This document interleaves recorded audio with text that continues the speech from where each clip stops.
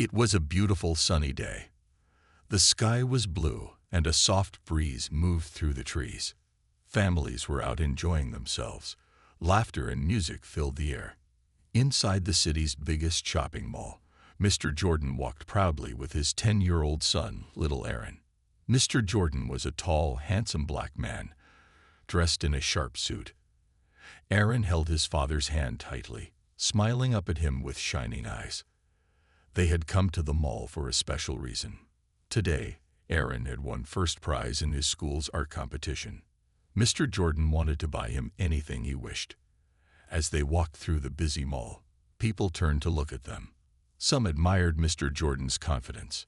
Some smiled at Aaron's sweet face, but not everyone smiled. Some people stared with cold, jealous eyes. Mr. Jordan noticed, but he didn't let it bother him. He held his head high. He knew who he was, and he was proud of it. More importantly, he wanted Aaron to feel proud too. They passed a row of expensive shops. Aaron pointed to a toy store, his face lighting up. Mr. Jordan laughed and nodded. "All right, champ. Let's go pick something," he said warmly. But just as they turned toward the store, something unbelievable happened. Out of nowhere, a man rushed forward. A stranger neither Mr. Jordan nor Aaron had ever seen before. The man's face was red with anger. Without a word, he lifted his hand and slapped Aaron hard across the face. The sound of the slap echoed through the mall. It was so loud that people nearby gasped and stopped what they were doing. The whole world seemed to freeze. Mr. Jordan stood in shock. He couldn't move. He couldn't even breathe for a second. His hands started trembling. His heart pounded like a drum inside his chest. He looked at Aaron. The boy stood still, stunned, his cheek turning red where the stranger's hand had hit him. Aaron's eyes filled with tears, not just from pain, but from confusion. He didn't understand what he had done wrong. Mr. Jordan's mind raced. Was he dreaming? Was this real? How could a stranger touch his son like that? The crowd around them grew larger. Shoppers dropped their bags. Parents pulled their children closer.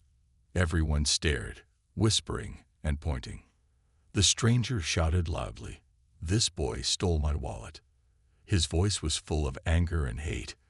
Mr. Jordan took a deep breath. His fists clenched. Every part of him wanted to react, to shout, to fight. But he stopped himself. He had always taught Aaron to stay calm, no matter what. Now he had to live by his own words. Aaron looked up at him with wide, scared eyes. Mr. Jordan knelt down beside his son. He gently touched Aaron's cheek, checking for any injury. He whispered, "Are you okay, son?" Aaron nodded weakly, wiping his eyes. Mr. Jordan stood up slowly. He turned to face the stranger. His voice was low but powerful. "You touched my son without proof," he said. "You better explain yourself." The stranger, still angry, repeated his accusation. He pointed at Aaron. "He stole my wallet. I saw him." Mr. Jordan shook his head. He knew his son better than anyone. Aaron was honest, kind, and respectful. He would never steal. By now, security guards had arrived. One of them spoke into his radio, calling for backup. Another guard stood between Mr. Jordan and the stranger, trying to keep the situation from getting worse. "Sir, please calm down," the guard said to the stranger. "We will check the security cameras." The stranger kept shouting, but Mr. Jordan stayed calm. He stood tall, his hand resting protectively on Aaron's shoulder. The crowd whispered louder now. Some people started questioning the stranger's story. Others looked at Mr. Jordan with sympathy and respect. In that moment, Mr. Jordan realized something important. This wasn't just about Aaron. This was about something bigger, about respect, dignity, and justice. He would fight, but not with fists. He would fight with truth. As the guards led the stranger away to check the security footage, Mr. Jordan hugged Aaron tightly. He whispered in his ear, "Don't be afraid. We are stronger than this." Aaron smiled a little through his tears. He felt safe in his father's arms. And the crowd watched silently, waiting to see how the truth would unfold. The mall was no longer busy with shopping and laughter. It was now filled with whispers, heavy looks, and a thick feeling of tension. Mr. Jordan stood silently, one hand on Aaron's small shoulder. He could feel the boy trembling slightly. He knew Aaron was trying hard to be brave. The stranger who had slapped Aaron was now standing with the security guards. His face was still red, from anger or maybe from fear. He kept pointing at Aaron and shouting, "He stole from me. That boy took my wallet." But now, fewer people believed him. One of the guards, an older man with kind eyes, looked at Mr. Jordan and said, "Sir, please stay calm. We are checking the cameras now." Mr. Jordan nodded. His voice was cold and strong. "I'm not moving until my son's name is cleared." Aaron held tightly onto his father's jacket. He had never seen his father so serious before. As the minutes passed, a small group of people gathered around. Some were curious. Some were angry. Some felt ashamed for even thinking the boy might be guilty. A young woman in a blue dress stepped forward. "I saw the whole thing," she said loudly. The guards turned to listen. "I saw that man," she pointed at the stranger, "drop his wallet near the food court. He didn't even notice. No one touched it, especially not that little boy." The stranger's face paled. He opened his mouth to say something, but no words came out. Mr. Jordan locked eyes with him. There was no shouting now, no fighting. Only the heavy truth standing between them. The head security guard spoke into his radio again. Within minutes, 2 more guards came, carrying a small tablet. They had reviewed the CCTV footage. "Sir," one guard said, turning to Mr. Jordan, "we have checked the video. Your son didn't steal anything." Mr. Jordan nodded slowly. He wasn't surprised. He knew his son's heart. "And the man?" Mr. Jordan asked calmly. The guard looked uncomfortable. He said, "The footage shows the man dropped his wallet himself." The crowd gasped. Some people shook their heads in disbelief. Others looked at Mr. Jordan and Aaron with deep sadness. Sadness for how unfairly they had been treated. The stranger stammered, I thought I saw."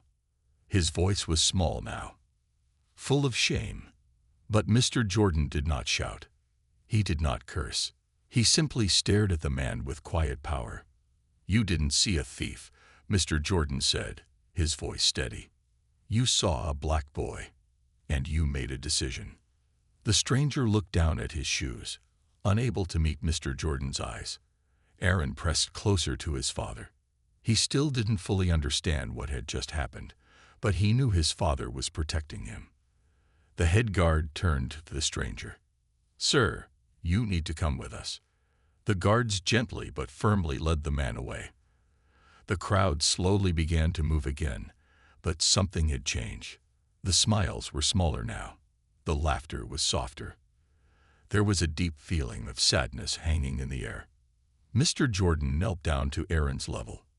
He looked into his son's eyes, full of confusion and hurt. "I'm proud of you," Mr. Jordan said softly. "You stayed brave. You did nothing wrong." Aaron's lips trembled, but he nodded. He believed his father. As they stood up, a few people from the crowd came forward. Some apologized. Some simply nodded in respect. One woman, with tears in her eyes, said, "I'm so sorry. I should have spoken up sooner." Mr. Jordan gave a small, tired smile. "It's not too late to do the right thing," he said. He took Aaron's hand again, strong and sure. "Come on, champ," he said gently. "Let's go buy that toy. You earned it." Aaron gave a small, brave smile. As they walked away, the crowd watched them, not just with curiosity this time, but with deep respect. They watched a father and son, stronger than hate, walking proudly together. Mr. Jordan walked slowly through the mall, holding Aaron's hand tightly. On the outside, he looked calm and strong. But inside, A storm was building. Pain, anger, and sadness were mixing together in his heart like a heavy cloud. He kept glancing down at Aaron. The boy was trying to smile, trying to act like everything was okay. But Mr. Jordan could see the truth in his son's eyes. He saw the hurt, the confusion, the fear. Aaron was only 10 years old. He was supposed to be thinking about toys, games, and fun, not about people judging him unfairly, not about strangers raising their hands against him. Mr. Jordan's heart ached. He thought about the lessons he had taught Aaron since he was a baby. Be kind, he had said. Work hard. Respect others. Stand tall. And now, even after doing everything right, Aaron had been hurt. Not because of something he did, but because of how he looked. Mr. Jordan's fists tightened. He could still hear the sound of that slap in his ears. He could still see Aaron's small face turning in shock when the stranger struck him. The memory burned inside him. Why? He thought. Why should my son have to live with this pain? Why does the world still see him first as a threat, not as a child? They'd reached a bench near the toy store. Mr. Jordan sat down, pulling Aaron gently onto his lap.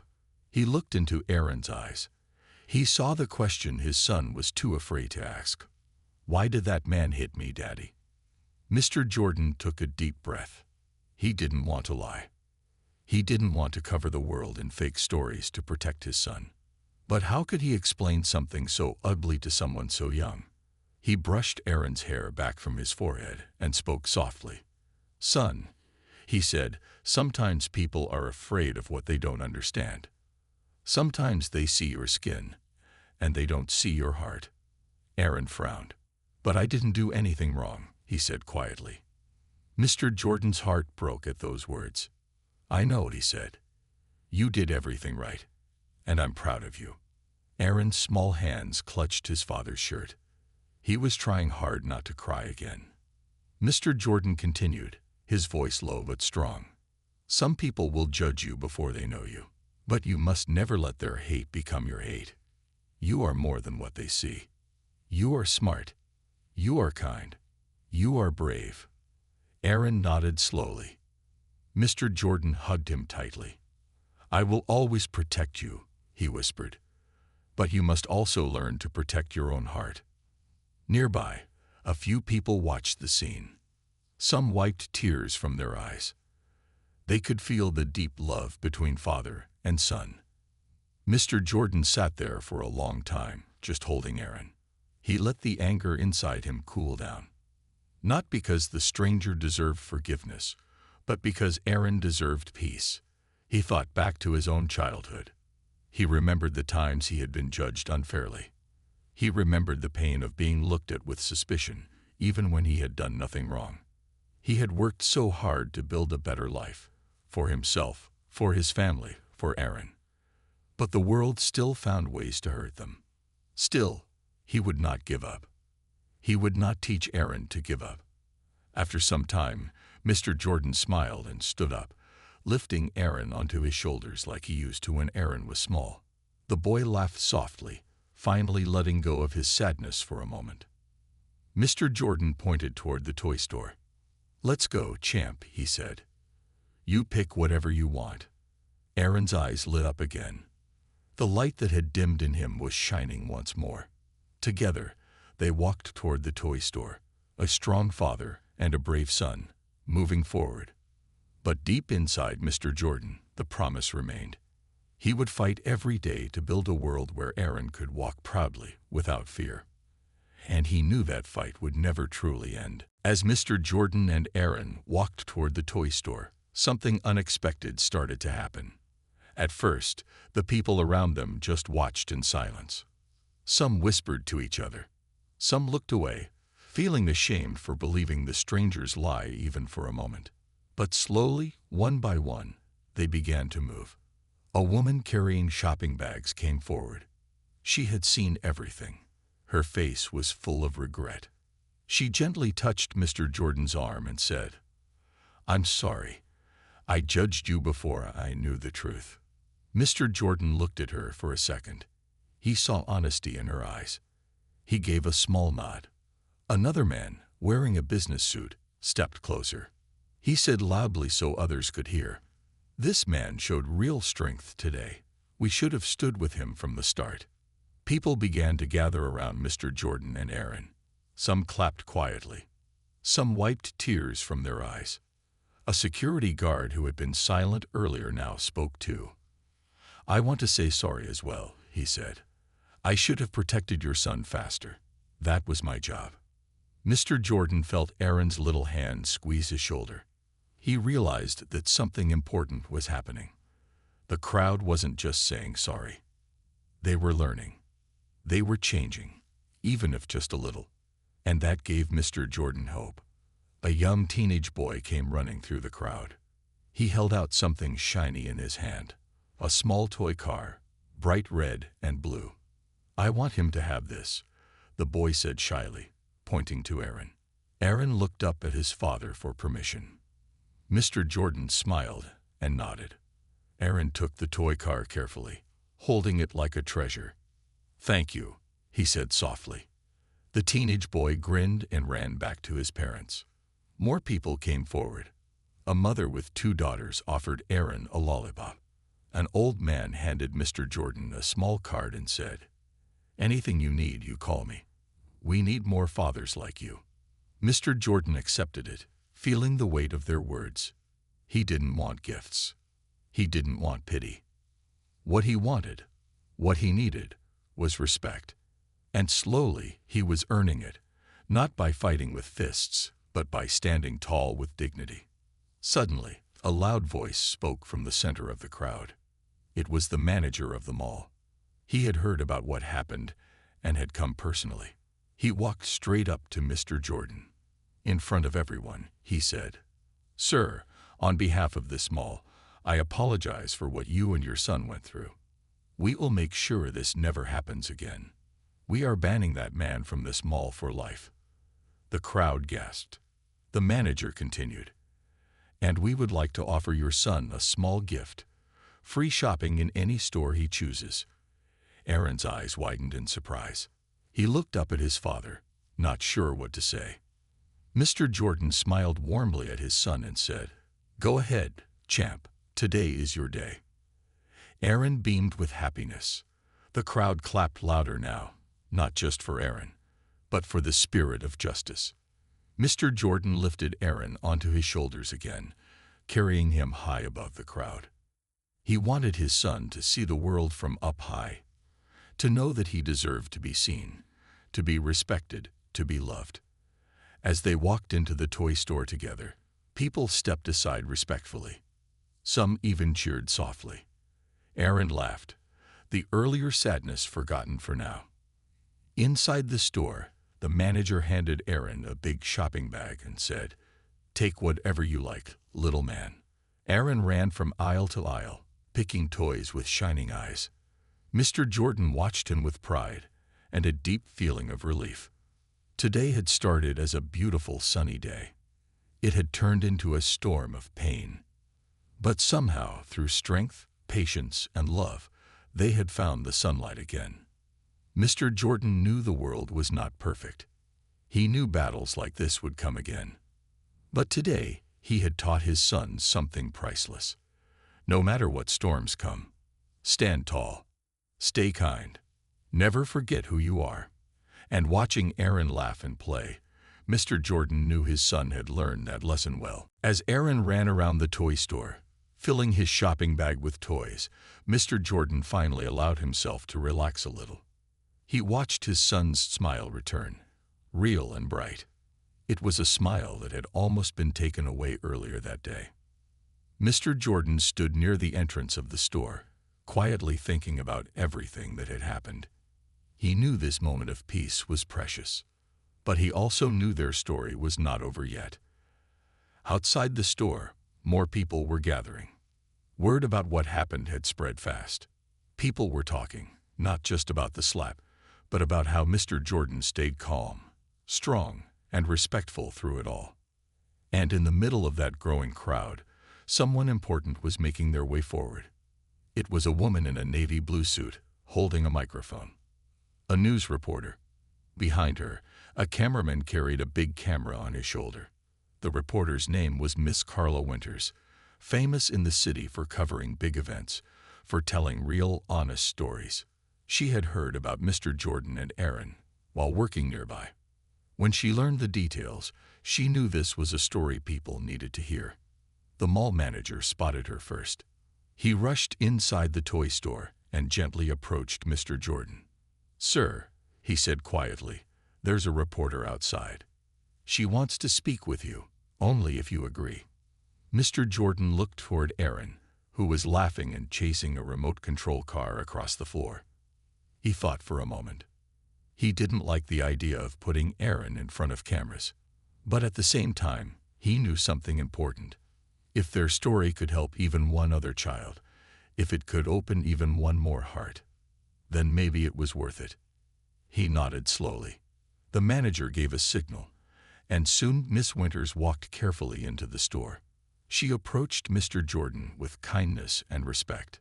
"Good afternoon, sir," she said warmly. "My name is Carla Winters.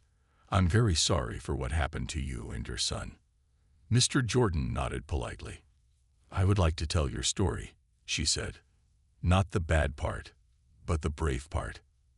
How you stood strong. How you protected your son with dignity." Mr. Jordan thought again for a moment. He glanced at Aaron, who was now picking a big Lego set off a shelf, completely lost in joy. Finally, Mr. Jordan spoke. "Okay," he said, "but only if my son stays a child in this story. Not a symbol, not a victim." Miss Winters smiled. "I promise," she said. The cameraman set up quickly. The crowd outside the store grew larger, pressing against the glass windows to see. Miss Winters stood next to Mr. Jordan and spoke into her microphone. "Today, we are here with Mr. Jordan, a father who showed the true meaning of strength and love," she said.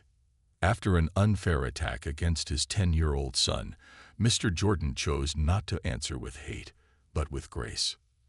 Mr. Jordan shared his story simply. He didn't raise his voice. He didn't seek revenge. He spoke about Aaron. He spoke about dreams. He spoke about the kind of world he wanted for all children. The camera captured everything. The truth in his voice, the pride in his eyes, the way Aaron ran up during the interview and hugged his father tightly. The moment was powerful. Some people in the crowd cried quietly. Others clapped softly. Even the mall staff stood still, listening closely. When the interview finished, Miss Winters shook Mr. Jordan's hand firmly. "Thank you for your courage," she said. "The world needs more fathers like you."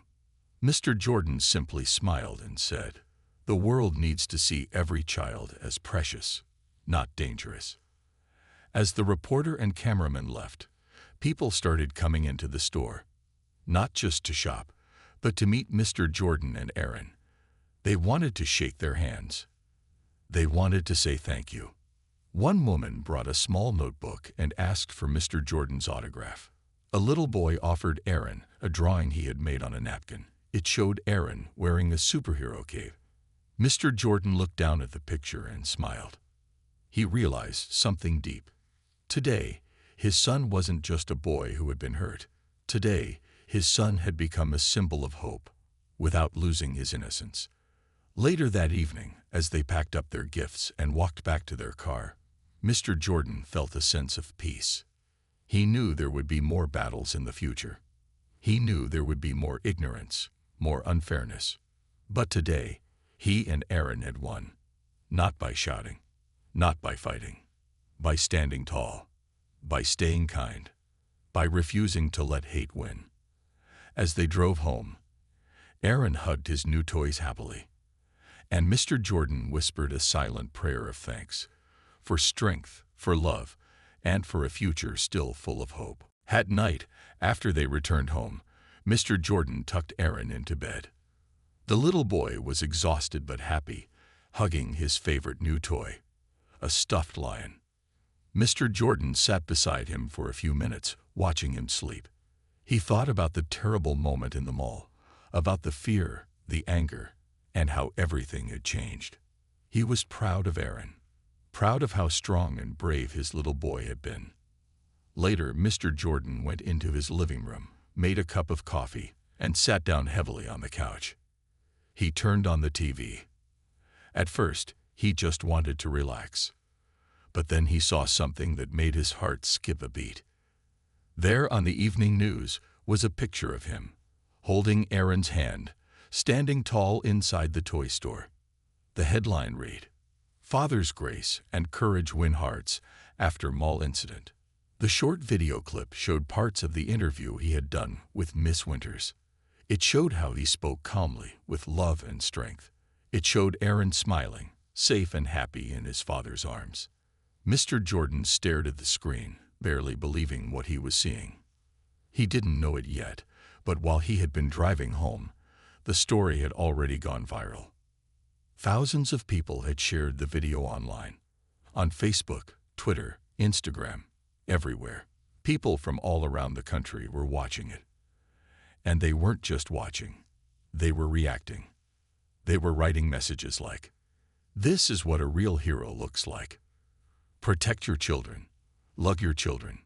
We stand with Mr. Jordan and Aaron." Mr. Jordan's phone started buzzing on the table. First one message, then another, then 10 more.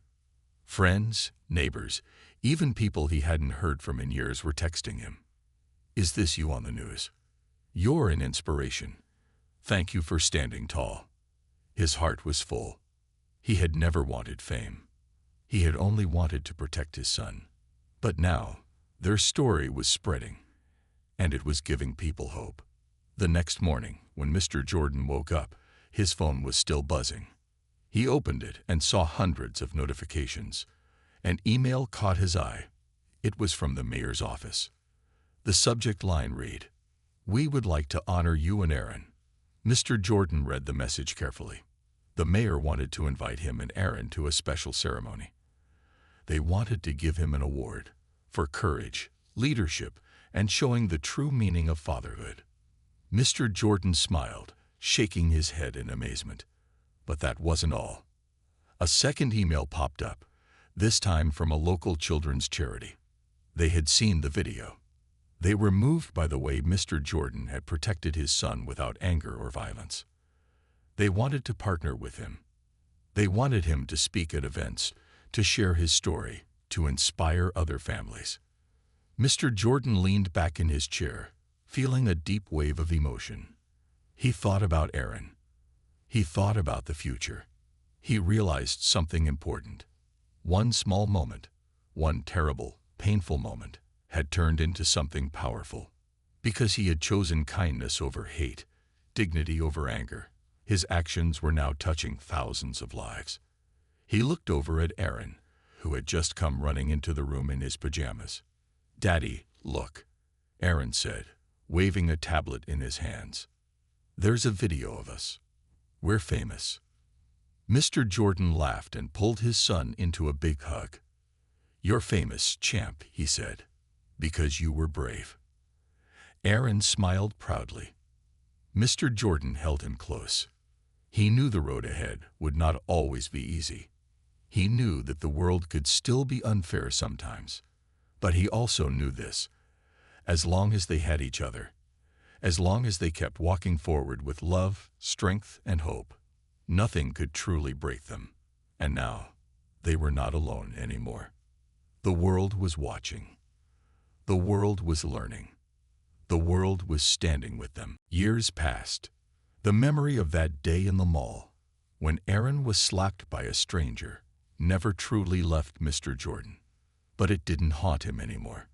Instead, it became a turning point, a moment that changed both his life and his son's future. After the video went viral, Mr. Jordan and Aaron were invited to many places: schools, events, youth programs. People wanted to hear their story. Mr. Jordan always told it the same way: with calmness, with honesty, with love. He didn't focus on the anger or the pain. He focused on the lesson. Stand tall, stay kind, never let hate change who you are. And Aaron, he grew up strong. He remembered that day too, not just the slap, but how his father held his hand, how he protected him without shouting, without fear. That moment shaped Aaron. It made him believe in doing the right thing. It made him respect kindness. And most of all, it made him want to make a difference. Aaron worked hard in school. He stayed kind to others, even when they weren't kind to him. He joined debate club, read books about leadership, and volunteered in his community. Mr. Jordan watched with pride as his son turned into a fine young man. Then, one day, a letter arrived in the mail. It was thick, with a golden seal. Aaron opened it with shaking hands, and then screamed with joy. He had been accepted to one of the top universities in the country, with a full scholarship. Mr. Jordan held his son tightly that day. He didn't cry, but his eyes were wet with pride. "This is your future, son," he said. "You've earned every bit of it." Years later, Aaron stood on a large stage at his university graduation. He was chosen as the valedictorian, the student who gives the final speech. The auditorium was full of people, students, parents, teachers. Mr. Jordan sat in the front row, older now, with a few gray hairs. But his eyes were sharp, his heart was full. Aaron stepped up to the microphone. He paused for a moment, looking at the crowd. Then he began. "When I was 10 years old, I was slapped by a stranger in a shopping mall. Not because I did anything wrong, but just because of who I was. The world stopped that day. Everything went quiet. But then my father took my hand. He didn't shout. He didn't fight. He stood tall. He made the world listen, not with noise, but with love. That day shaped my life. I learned that strength is not always loud. Sometimes it is calm. Sometimes it is quiet. But it is always powerful. My father taught me that being good is harder than being angry. But it is always the better path." The crowd was silent, hanging on every word. Aaron continued. "Today, as I graduate, I want to thank the man who showed me the way. The man who lifted me up when the world tried to push me down. My hero, my father." Aaron turned and looked at Mr. Jordan, who was now wiping tears from his eyes. The entire crowd stood up and began to clap. Loud, strong, emotional. It wasn't just applause. It was respect. It was love.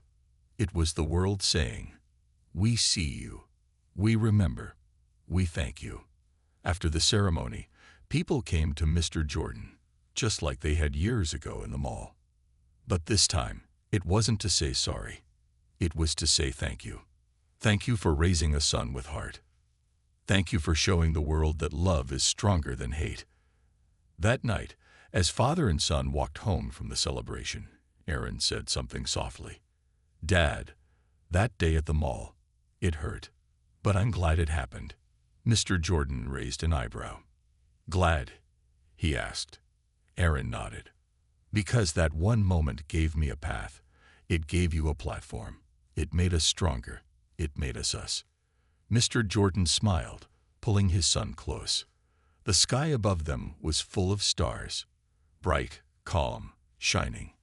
And just like those stars, their story would continue to shine in the hearts of everyone who heard it. Months after Aaron's graduation, life began a new chapter. Aaron started working at a nonprofit organization that helped young children, especially those who faced bullying, discrimination, or unfair treatment. He didn't just sit in an office. He visited schools, talked to kids, listened to their fears, and shared his own story. Each time he spoke, he remembered the little boy he once was, standing in a mall, scared and hurt. And he made sure every child he met felt stronger after hearing his words. And what Aaron didn't realize at first was how big the impact of his work would become. One afternoon, Aaron gave a speech at a small elementary school in a poor neighborhood. He spoke simply. "Your value doesn't change because of someone's hate. You matter. You are important. Never forget that." In the audience, there was a quiet little boy named Jamal, sitting in the second row. Jamal had been having a hard time. He was being bullied for the way he looked and spoke. That day, something changed inside him. Hearing Aaron's story, Jamal realized he was not alone. He went home, wrote his own small speech, and shared it at his school assembly a week later. The teachers were amazed. Other students started standing up for each other. The school atmosphere changed because one boy found his courage, and Jamal wasn't the only one. In another city, far away, a teenage girl saw Aaron's old graduation speech online. She was struggling with racism at her high school, feeling invisible and powerless. But after watching Aaron's story, she decided to run for student council president, and won. She started programs to make her school more inclusive and safe. Across the country, stories like these began to pop up. Small acts of bravery, small acts of kindness, all inspired by one moment years ago in a shopping mall. It was like dropping a small stone into a pond and watching the ripples travel farther and farther, touching shores no one ever expected. Meanwhile, Mr. Jordan watched everything unfold from a distance. He was older now. He spent more time in his garden, planting flowers, watching the seasons change. Sometimes Aaron would visit and sit with him on the porch. They would talk about life, about dreams, about the world they still wanted to see. One evening, while they sat together watching the sunset, Aaron said, "Dad, it's amazing. I meet people all the time who say their lives change because of us, because of you." Mr. Jordan smiled gently. "I didn't change the world, son," he said. "I just held your hand when you needed it. You're the one who's changing the world." Aaron looked at his father, the man who had always been his rock, and he realized something important. True change doesn't always start with big actions. Sometimes it starts with a father refusing to let hate have the final word. Sometimes it starts with love, standing quietly but firmly against the storm. Aaron leaned back and looked up at the stars, just beginning to sparkle in the evening sky. He thought about the future. Maybe someday he would have children of his own, and he would tell them the story, not of anger, but of hope, of how one terrible moment turned into something beautiful, of how they all became part of something bigger, a story still being written every day. As the night grew darker, a soft breeze blew through the trees. Mr. Jordan and Aaron sat side by side, not needing to say anything more, because they both knew their story, their ripple, would go on forever.